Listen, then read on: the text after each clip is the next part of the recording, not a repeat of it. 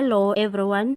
Dr. Mbuyiseni Ndlozi, the senior member of the Economic Freedom Fighters, has filed a slander lawsuit against Media 24. This occurs as a result of a report that was published in 2021 by Daily Sun. The Johannesburg High Court heard the arguments about the matter on August 8th. Mbuyiseni said that the article in the Daily Sun, in which it was said that a woman had filed a criminal complaint against him, has harmed his reputation and caused him to lose his job.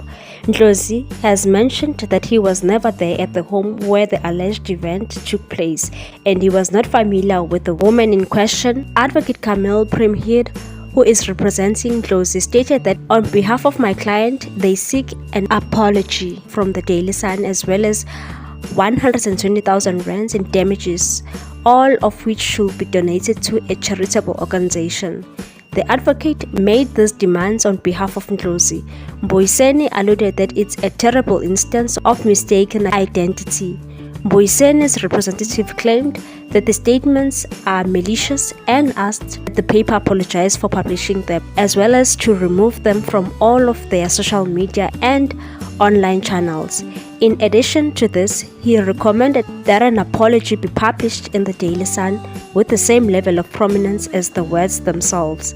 Advocate George Carinos SC argued on behalf of Media 24 that the Daily Sun stated that a lady had lodged the complaint and that the publication did not accuse Ndlozi of any criminal conduct.